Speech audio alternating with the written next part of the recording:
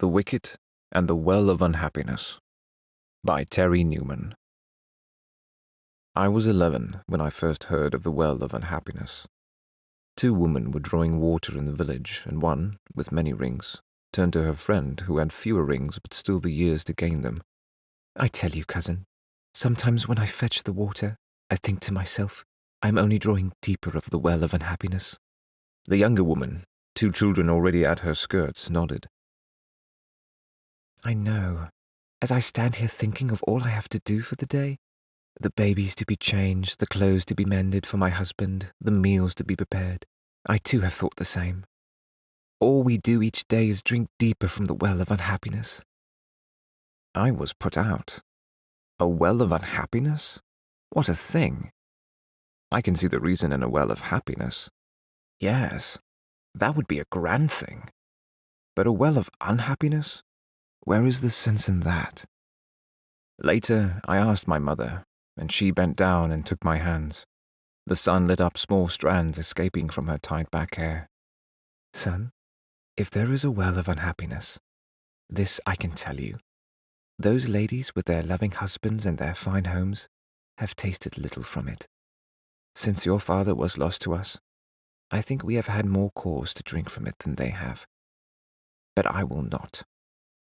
However, some say that each one of us in our lives must take our turn to sup there.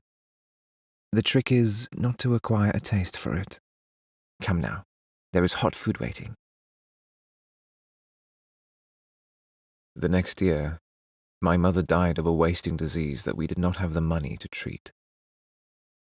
After she was buried, I packed the few things that were mine and set off, determined to find the Well of Unhappiness, and to ask whoever owned it why such a thing had to be. At each village I stopped and asked the same thing, with no success.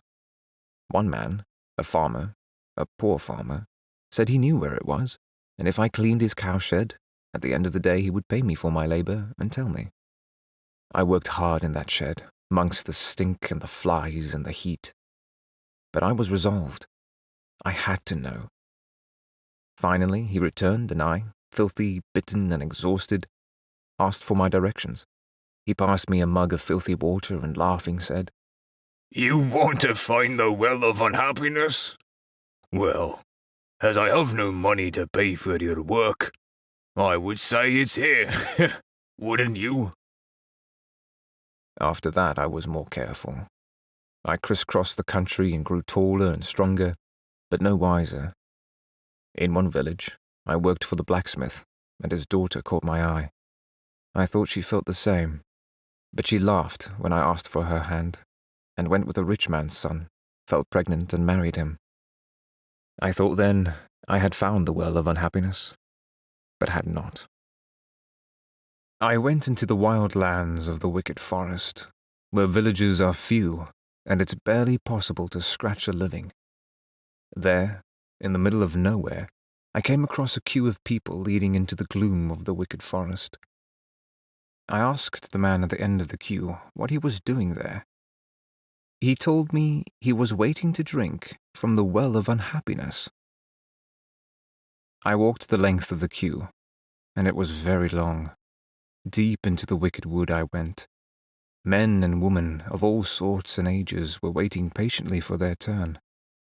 Finally, I came to a clearing lit by the majesty of the wicket. There, next to the wicket, I found a man working a pump. The water splashed into each person's eager bowl as he worked the handle. They all walked off, sated, their thirst quenched for the moment. "Why," I demanded of him, "must there be a well of unhappiness? What is the point of such a thing?" The man at the pump of the Well of Unhappiness told me to go away.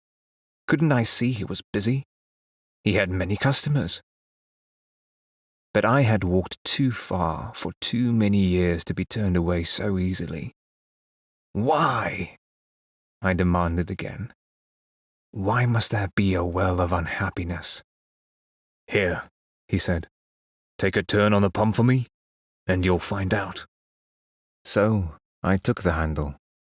I was strong and fit at this time, and it was easier than I thought it would be.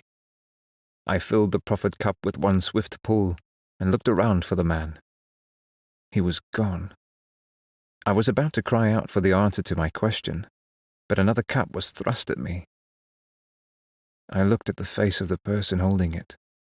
There was such a desperate need on her face, a need I could never understand, but I knew I had to fill her cup. And so, I worked the pump. I work it still. I am the man who pumps the water by the wicket at the well of unhappiness. It is a good job, and somebody has to do it.